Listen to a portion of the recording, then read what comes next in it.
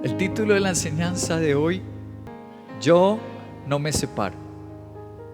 Una palabra del Señor hoy para los que tienen dudas en su corazón, luchas acerca de el trabajo que Dios les regaló, el matrimonio que Dios les dio, la universidad donde estudian, el ministerio, el discipulado en el que Dios los puso en la iglesia, y están en una batalla interna.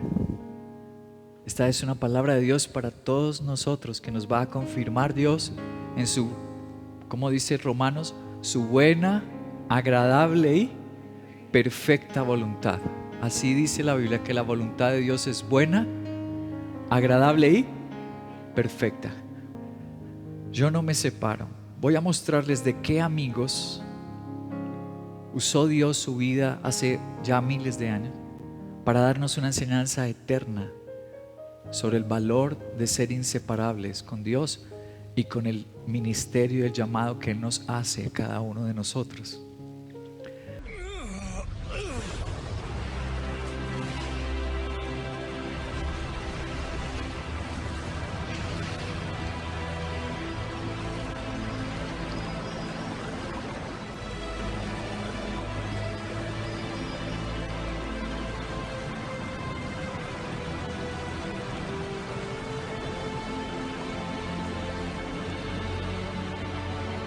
Pídeme lo que desees antes de que sea llevado.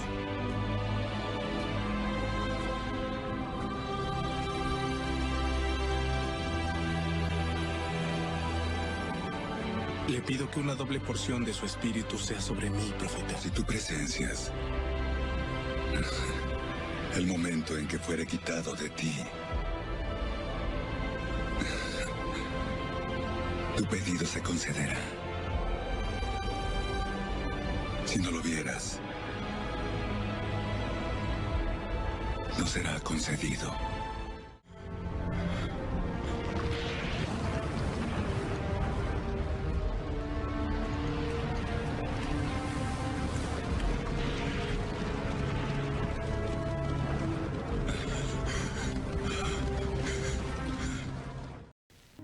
Elías y Eliseo. Vamos a la Biblia, Segunda de Reyes, capítulo 2, verso 1. Yo no me separo. Cuando se acercaba la hora en que el Señor se llevaría a Elías al cielo en un torbellino, Elías y Eliseo salieron de Gilgal. Entonces Elías dijo a Eliseo: quédate aquí, pues el Señor me ha enviado a Betel. Pero Eliseo respondió: tan cierto como el Señor y tú viven, te aseguro que no te dejaré solo. Así que fueron juntos a Betel, y allí los miembros de la comunidad de los profetas de Betel salieron a recibirlos y le preguntaron a Eliseo: ¿sabes que hoy el Señor va a quitarte a tu maestro? Lo sé muy bien, cállense. Elías por su parte volvió a decirle: quédate aquí, Eliseo, pues el Señor me ha enviado a Jericó. Pero Eliseo respondió: tan cierto como el Señor y tú viven, te juro que no te dejaré solo. Así que fueron juntos a Jericó. También allí los miembros de la comunidad de los profetas y de la ciudad se acercaron a Eliseo y le preguntaron: ¿sabes que hoy el Señor va a quitarte a tu maestro? Lo sé muy bien, cállense. Una vez más Eliseo dijo: quédate aquí, pues el Señor me ha enviado al Jordán. Pero Eliseo insistió: tan cierto como el Señor y tú viven, te juro que no te dejaré solo. Así que los dos siguieron caminando y se detuvieron junto al río Jordán. 50 miembros de la comunidad de los profetas fueron también hasta ese lugar, pero se mantuvieron a cierta distancia frente a ellos. Elías tomó su manto, lo enrolló y golpeó el agua. El río se dividió en dos y ambos lo cruzaron en seco. Al cruzar, Elías preguntó a Eliseo: ¿qué quieres que haga por ti antes de que me separen de tu lado? Te pido que yo herede una doble porción de tu espíritu, respondió Eliseo. Has pedido algo difícil, dijo Elías, pero si logras verme cuando me separen de tu lado, te será concedido. De lo contrario, no. Iban caminando y conversando cuando de pronto los separó un carro de fuego con caballos de fuego, y Elías subió al cielo en medio de un torbellino. Cuando el Señor, durante mi oración y mi ayuno esta semana, me dijo: quiero que enseñes sobre esto, quiero hablar sobre esto, hablarme a mí, quiero hablarte a ti, quiero hablar a mi iglesia sobre esto. Cuando Él me dijo este tema, yo dije: pero Señor, estamos hablando sobre antorchas. ¿Qué tiene que ver Eliseo y Elías? Y el Señor me dijo: yo te lo voy a mostrar. Y pasaron los días y las noches, y ahí mi esposa me veía estudiando, orando, leyendo y orando. Señor, no veo la relación. Y te va a sorprender como me sorprendió Dios a mí. Miremos el versículo 11 de Segunda de Reyes. Dice en rojo: de fuego, carro de fuego con caballos de fuego. Isaías 62 en el versículo 1 dice: por amor a Sión no guardaré silencio, por amor a Jerusalén no desmayaré, hasta que su justicia resplandezca como aurora y como antorcha. Las dos enseñanzas hablan de este elemento. ¿Cuál? Fuego. Que el profeta Elías fue bendecido con el fuego de Dios, fue llevado a la presencia del Señor con fuego. Y la promesa de Dios para este año es que encenderá en nosotros su salvación, su justicia, su obra como antorcha encendida de fuego, porque las antorchas no eran LED en aquella época, ¿cierto? No eran de bombillos, eran de fuego. Y yo empecé a entusiasmarme y dije: uy, sí, Señor, ya entiendo. Los dos fueron bendecidos con fuego. La profecía de Isaías 62 para los cristianos, para el pueblo de Dios, es bendición de fuego. Y Elías es bendecido con fuego. Ya comprendo, Señor. ¿Qué significa ser antorcha encendida? La profecía de Isaías 62, voy a recordarlo. El versículo 1 dice: resplandecerá como antorcha encendida. ¿Eso qué significa? Es promesa de reivindicación, porque solo se puede encender lo que estaba apagado. Lo que está ya encendido no se enciende. La primero que significa antorcha encendida es que los que estaban perdidos serán salvados, que los que estaban caídos serán levantados, que los que estaban mal, el Señor los reivindicará. ¿Qué más significa ser antorcha encendida? En el versículo 3 de Isaías 62 dice: serás diadema real en la palma de tu Dios. ¿Para quién eran las diademas reales, las coronas? Para los reyes. Esto significa la promesa de posición. Ya no serás último en tu trabajo, último en tu estudio. El Señor dice que te pondrá primero. Serás un hijo, una hija de Dios bendecido en posición.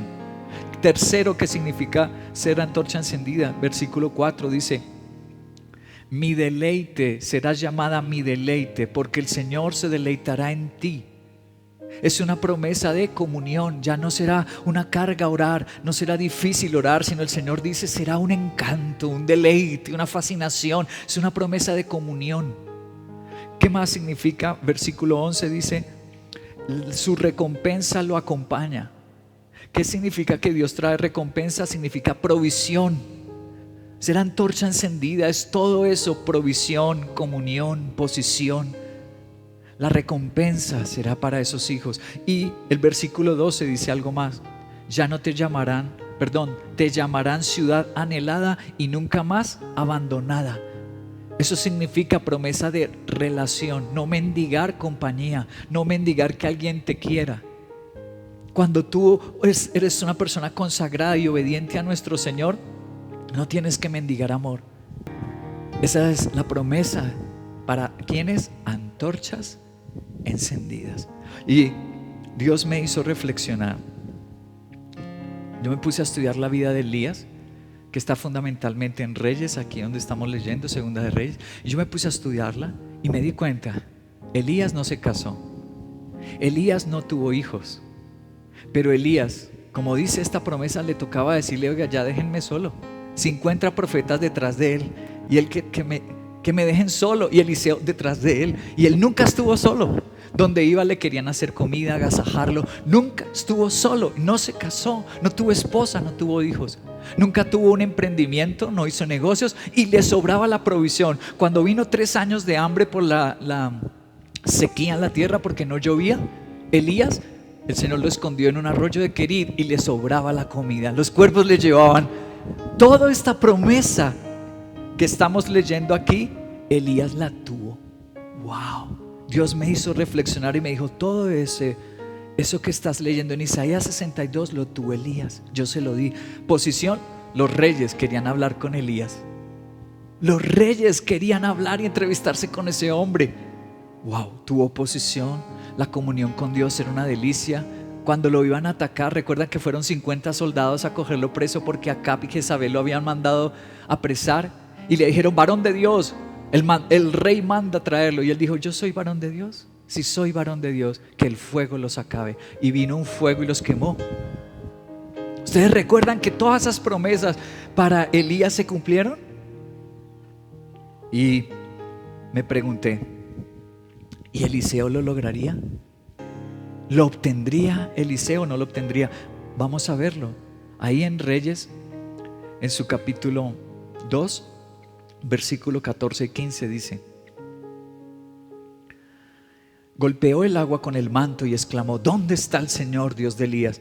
Y en cuanto golpeó el agua, el río se partió en dos y Eliseo cruzó. Y los profetas de Jericó, al verlo, exclamaron: el espíritu de Elías se ha posado sobre Eliseo. Sí lo logró, sí lo logró.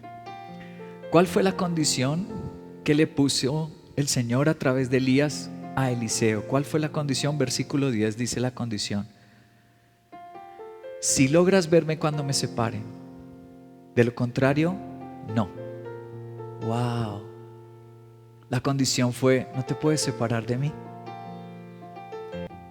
¿Y cuál fue la condición en Isaías 62 para todo el pueblo de Dios? Que Dios le haga antorcha encendida. La condición está en el versículo 6 y 7 de Isaías 62.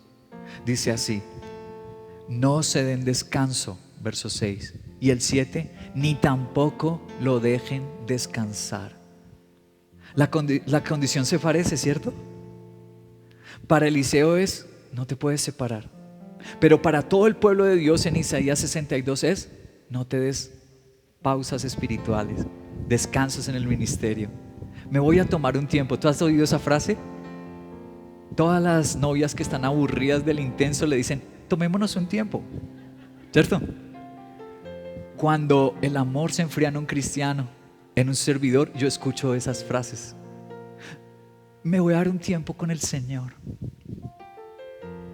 Eso se oye a novia aburrida, novia cansada, novia que ya conoció otro más guapo que Jesús, más precioso que su Dios, y le fascinó sus deleites y cambió al Señor.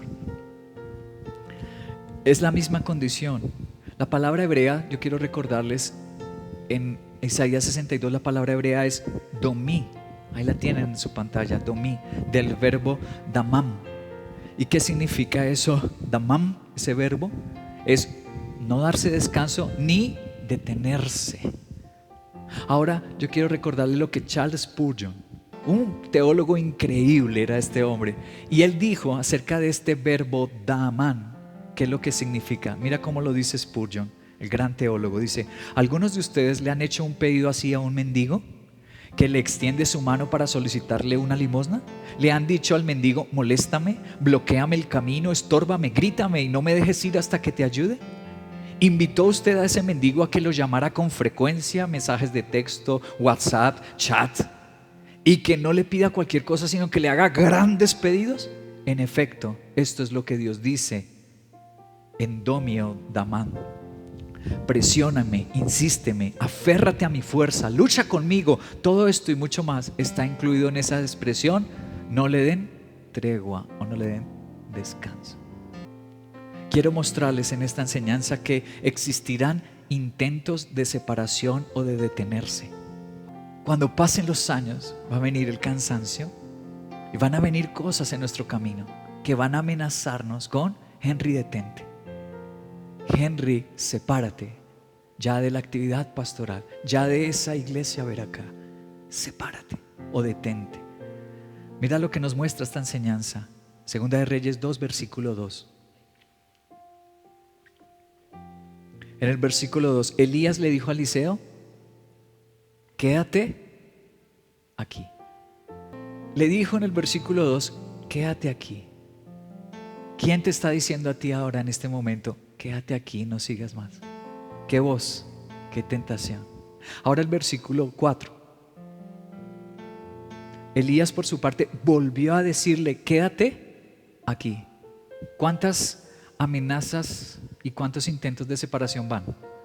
2. Vamos al versículo 6. Una vez más Elías le dijo: quédate aquí. ¿Cuántos van en total? Oye, tres amenazas. Eso va a ser importante más adelante, les cuento por qué va a ser importante. Una de las preocupaciones de Dios en esta enseñanza entre estos dos amigos y compañeros del ministerio, la preocupación y el esfuerzo de Dios es por darnos de manera detallada los sitios. Y eso no se ve en todas las enseñanzas. Hay milagros que no sabemos dónde sucedieron porque no se menciona el lugar. ¿Y por qué Dios aquí se preocupa tan insistente y detalladamente en decirnos a cada paso dónde fueron? Dios lo hubiera podido omitir y simplemente decir que hicieron un viaje. Pero aquí Dios es específico al decirlo: aquí estuvieron, luego pasaron allí. Les voy a mostrar dónde empezó todo. En el versículo 1 dice: salieron de Gilgal. Todo empezó allí.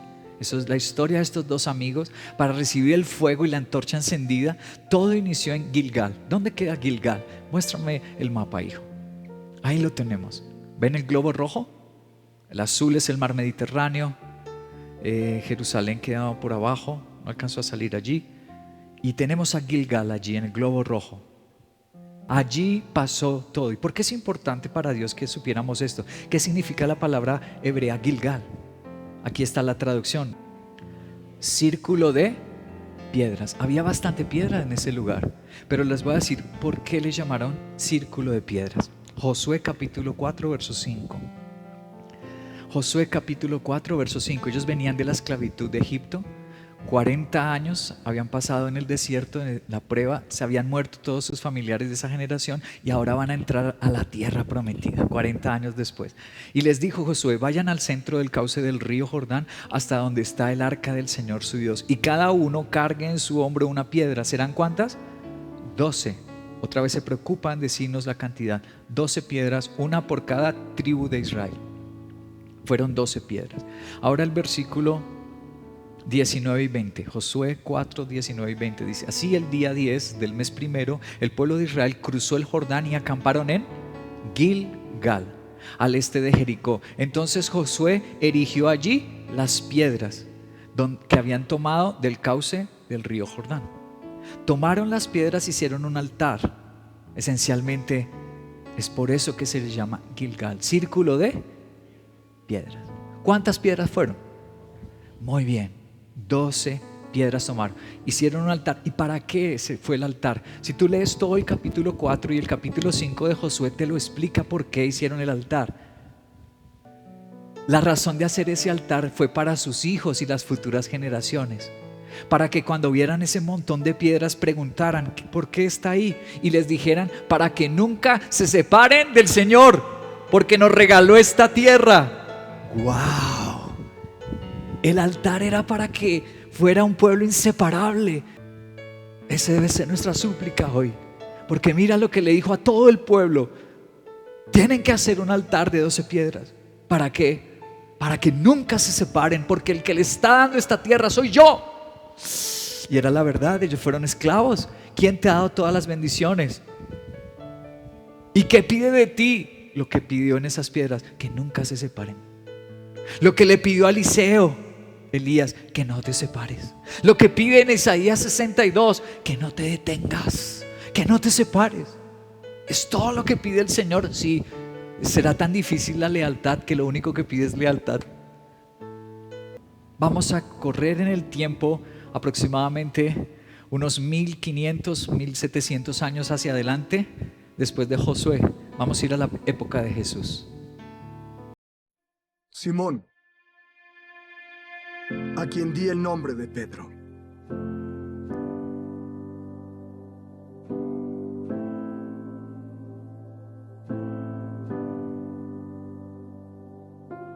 Vamos, Simón. Pedro. Andrés.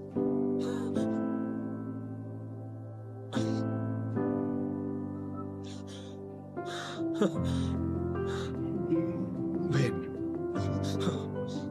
Los hijos de Zebedeo, Juan y Santiago el mayor.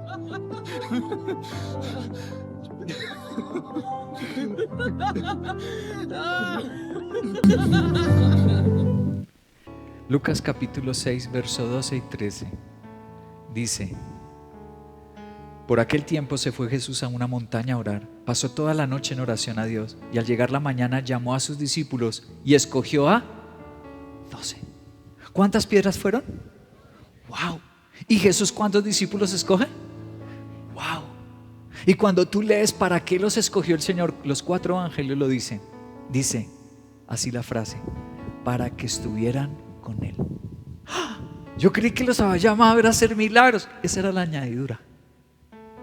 Yo creí que los había llamado a hacer maravillas y a ganar el mundo. Esa es la añadidura. La Biblia es clara.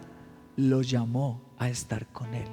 Él dio muchas enseñanzas, Jesús, a sus discípulos sobre esto. Les dijo: si ustedes permanecen en mí, como permanece la rama pegada al árbol, pidan cualquier cosa y se les dará.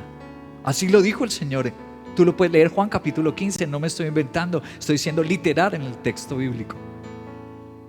Él es la vid verdadera. Dijo: yo soy la vid verdadera y ustedes son los pámpanos. Si permanecen en mí, darán todo fruto. ¿Qué dice Hechos 2:3? Dice: se les aparecieron entonces unas lenguas como de fuego. A los 12, ahora igual que Elías, con fuego. Ay, esto tiene mucho parecido. Es que es el mismo Dios y sus principios nunca cambian. El Dios de ayer es el mismo Dios de hoy y lo es por los siglos de los siglos. Él es el mismo y nunca cambia. ¿Cuántos intentos y riesgos tuvo de detenerse Eliseo? ¿Recuerdan que hicimos la cuenta? ¿Cuántos? 3 riesgos. Te vas a sorprender de lo que te voy a contar, lo que nos revela la Biblia. De los 12 apóstoles que el Señor llamó a estar siempre con Él y que fueron llenos de fuego, hubo uno que no recibió la promesa, no recibió el fuego, su vida no fue maravillosa. ¿Cuál fue? Dios mío, Judas. Vamos a leer cuántas veces nuestro Señor le insiste a Judas para que no lo traiciones. ¿Tú sabes que Jesús le insistió que no lo traicionara? Ay, yo no sabía eso. Te lo voy a mostrar. Evangelio de Juan capítulo 13, versículo 21. Dice: dicho esto, Jesús se angustió profundamente y declaró: ciertamente les aseguro que uno de ustedes me va a traicionar. Esa fue la última cena del Señor. Primera oportunidad que nuestro Señor le dio, ¿cierto? Uno me va a traicionar. Era el momento en que Judas expresara amor y le hubiera dicho con vergüenza y con dolor: soy yo. A mí me ofrecieron una platica y por eso me voy del servicio. Por eso dejo todo. Le dio una oportunidad. La segunda, versículo 26. Aquel a quien yo le dé este pedazo de pan que voy a mojar en el plato, le contestó Jesús, y acto seguido mojó el pedazo de pan y se lo dio a Judas Iscariote, hijo de Simón. Recuerdan que los apóstoles puntualmente Juan preguntó: Señor, ¿y quién te va a traicionar de nosotros? Y el Señor dijo: el que le vaya a dar el bocado del pan. Y el que le tocaba en el turno era Judas.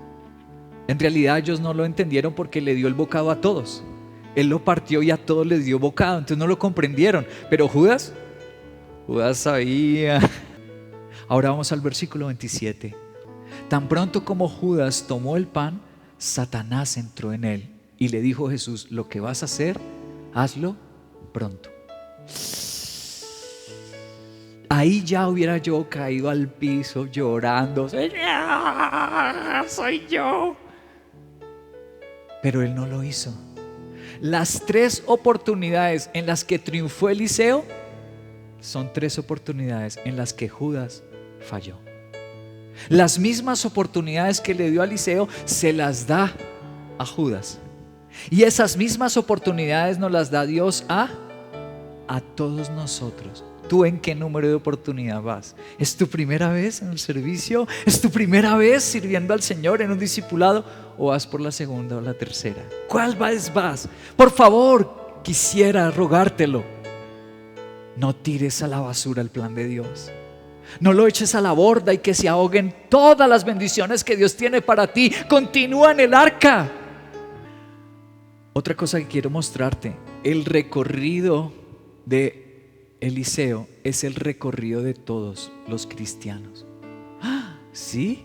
Por eso el detalle de los lugares, por eso.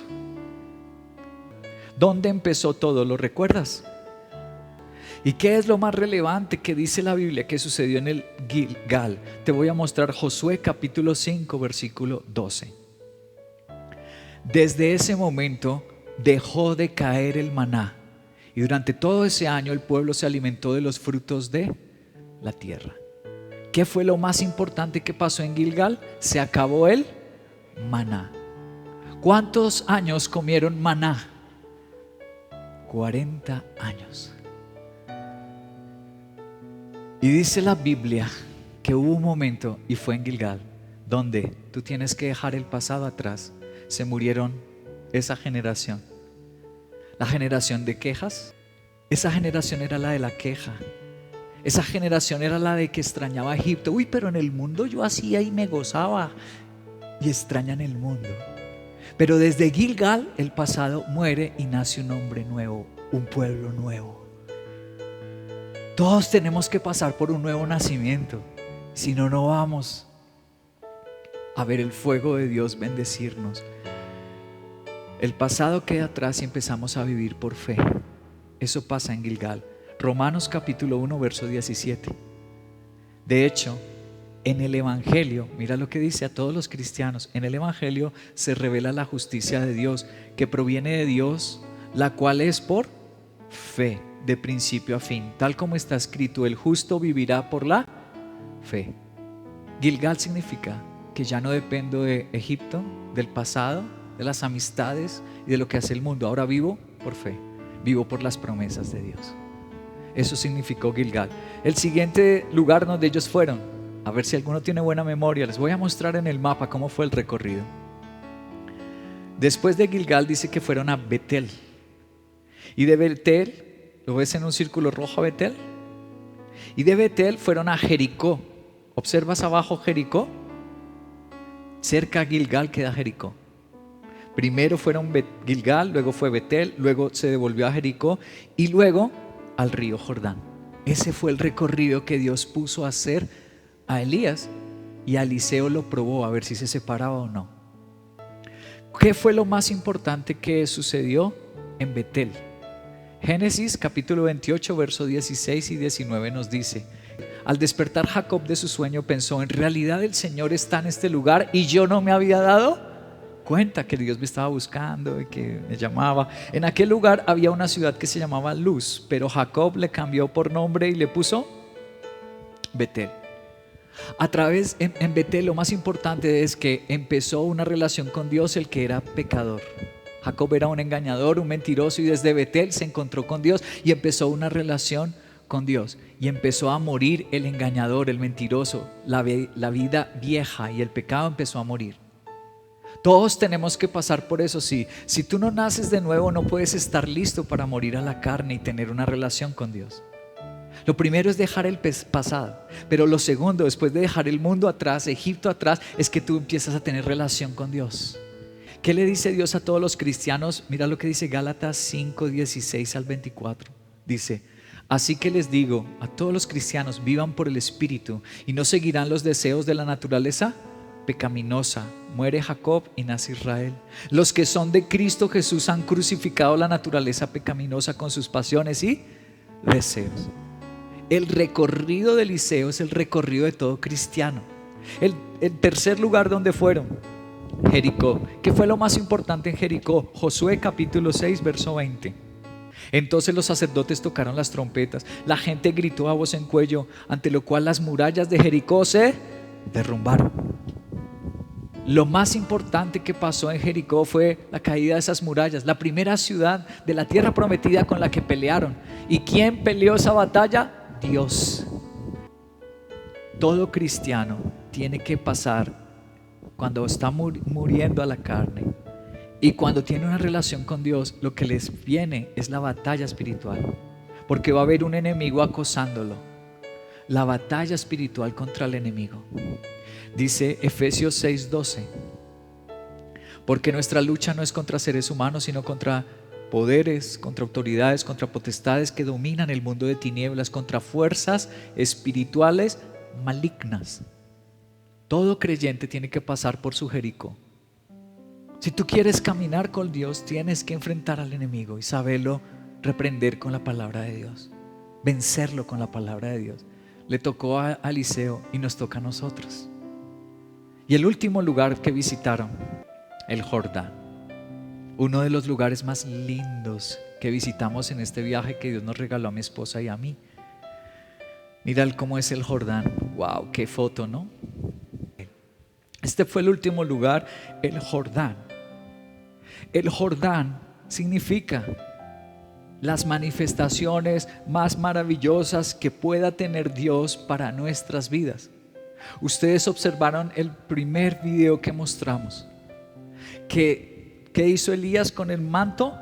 Golpeó. ¿Y qué pasó con las aguas? ¡Fua! ¡Wow! Eso solo le pasó a Moisés, el grande Moisés, y a Elías, nadie más.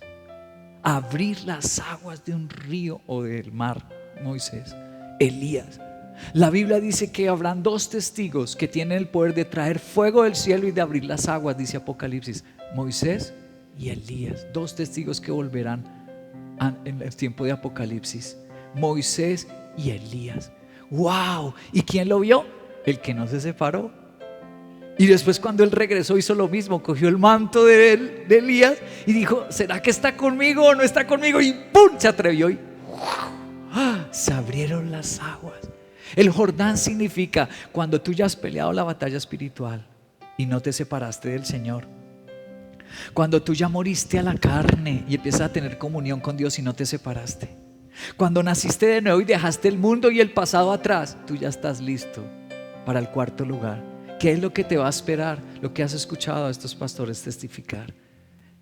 Maravillas de nuestro Señor. Cuando tú no te has separado de Dios en todas esas etapas de tu fe, tú estás listo para el cuarto, para el Jordán. ¿Qué pasa al Jordán? Cosas maravillosas vendrán y el vino mejor de Dios está por venir para mi vida. Termino con la historia de un hombre excepcional, de una época mucho más cercana, hijo de pastores. Personaje que hoy está un poco olvidado, pero que en la década del 60 era el paradigma del médico humanitario, que se llamaba Albert Schweitzer. Una familia muy curiosa porque tenían muchos predicadores protestantes, músicos hubo, y entre ellos Schweitzer, aparte de que primero fue un organista, fue uno de los organistas e intérpretes de Bach más importantes del siglo XX, la primera mitad del siglo XX. Todavía se pueden encontrar grabaciones de las piezas de Bach hechas por Albert Schweitzer. En segundo lugar, fue filósofo y teólogo. Se fue a a Gabón, en el medio del África, a un pueblo que se llamaba Lambeber, en donde fundó un hospital y estuvo al frente de ese hospital hasta que muere en el año 1965. Cerca del Congo, ahí. Sí, en el Congo. Lo que sería, el Congo. Sí, hoy es Gabón, lo que sería el Congo belga en esa época. Bueno, su tarea se interrumpió durante la Primera Guerra Mundial, en donde por ser de nacionalidad alemana lo pusieron preso. Estuvo durante un tiempo preso en Europa, pero después volvió y desde 1920 hasta su muerte, 45 años, se dedicó a atender en este hospital donde no había médicos de ningún tipo. Él mismo. No sé si habías oído hablar de este héroe, Ludwig Philipp Albert Schweitzer. Nació, como escucharon aquí a este historiador decirlo, nació en Alsacia. Alsacia hoy es Francia. Pero en aquella época que él nació, final del siglo XIX, concretamente año 1875, cuando él nació, Alsacia le pertenecía a Alemania, era del Imperio Otomano, alemán. Nació en un hogar de padre cristiano. Su padre era pastor de una iglesia, de la iglesia cristiana protestante en Alsacia. Era de la iglesia cristiana luterana. Su padre era el que dirigía la alabanza, era músico por excelencia.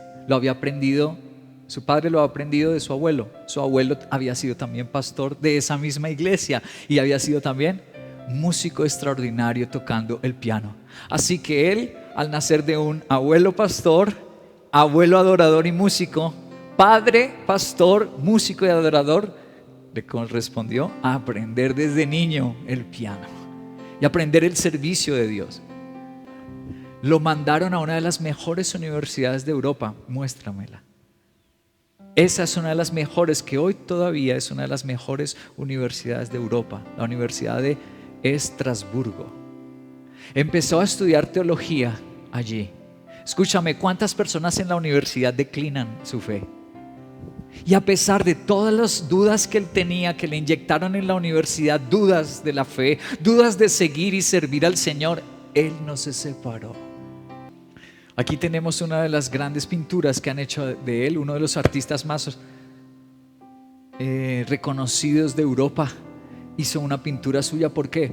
Porque empezaron a llamarlo de Francia, empezaron a llamarlo de Italia y de diferentes partes de Europa para dar conciertos, porque no había ninguno que tocara las melodías de Bach, de Sebastian Bach, como lo hacía este pastor y médico. Tú puedes buscar su nombre, Albert Schweitzer, en internet, y vas a encontrar conciertos de él. Todavía se mantienen porque él vivió 90 años. Él murió en 1965, o sea que ya se hacían películas, ya se filmaban. Entonces tú vas a ver conciertos de él en piano, de Albert Schweitzer. ¿Cuánto crees que le pagaban en aquellos lugares? Ya no fue la temporada de las dudas y el ateísmo en la universidad. ¿Qué le llegó a él ahora? La época productiva del trabajo, la seducción del dinero. Puedes comprarte el carro que quieras, irte a viajar por el mundo, y aún así, con toda la plata y la fama que tenía, Albert Schweitzer no se separó. Esta es una de las homenajes que le han hecho. Es un gran personaje. Es como hablar de García Márquez aquí. Ya les voy a explicar por qué lo equiparo a Gabriel García Márquez en Colombia. Le hicieron esta estatua en honor suya. Ahí está el nombre suyo. Él fue prisionero en la Primera Guerra Mundial. Ustedes recuerdan que Austria entró en la guerra y Alemania en la Primera Guerra Mundial. A él lo tomaron preso los enemigos. ¿Y cuántas personas cuando les llegan las pruebas en el cristianismo dicen: pero pastor, es que tengo luchas, es que tengo que ocuparme de mí? ¿Quién se va a ocupar de mí? Entonces, por sus luchas, sufrimientos y pruebas, dejan al Señor. Pero este hombre, a pesar de estar preso en la cárcel, escribió uno de sus más grandes libros de teología que hablan sobre la persona de Cristo. ¡Wow! En la cárcel, sufriendo. Y la última etapa en su vida, ustedes lo escucharon en el video, un hospital en África. Ahí lo tenemos cargando niños de ese hospital. Decidió que todo el dinero que ganaba en sus conciertos, que todo el dinero que le pagaban en sus conferencias que daba de filosofía, medicina y teología, todo el dinero lo iba a invertir en un pueblo de África, que la gente moría porque no había un médico. Y él, no es que solo que dio el dinero, él se puso al frente del hospital. Vivió los últimos 40 años de su vida en África y fue el director él mismo de ese hospital. Contrató a otros médicos, hizo que africanos estudiaran enfermería para que los enfermeros fueran todos africanos. Y finalmente quiero decirte, año 1952. Tenemos películas, tenemos libros de Albert Schweitzer, porque en 1952 ganó el Nobel de Paz. Le dieron a este hombre por lo que hacía por el continente africano. Un hombre con títulos, un hombre con dinero, pero era un hombre de Dios. 1952 le otorgaron el Nobel de Paz. Una de las personas, de sus admiradores, tal vez el más grande admirador de Albert Schweitzer, fue Albert Einstein. Cuando tú buscas la relación de Albert Einstein con Albert Schweitzer, tú encuentras una frase impresionante que dijo Albert Einstein. Dijo: no he conocido un hombre tan grande en un mundo que no es digno de él, un mundo tan triste. Que había entregado sus talentos, sus fuerzas, el dinero y todas las bendiciones que Dios le dio, todas las entregó para el servicio del prójimo, para servir a la obra de nuestro Dios. Y así murió lleno de honra, 90 años lleno de vida y lleno de bendiciones. Él vio el fuego de Dios como lo vio Eliseo, como lo vieron los 11 discípulos y como los voy a ver yo, con la ayuda del Señor, y espero que tú también, porque quiero decirle hoy: no me quiero separar de ti. Importar lo difícil, lo adverso, lo grande, aún lo doloroso. Con Dios todo puede cambiar.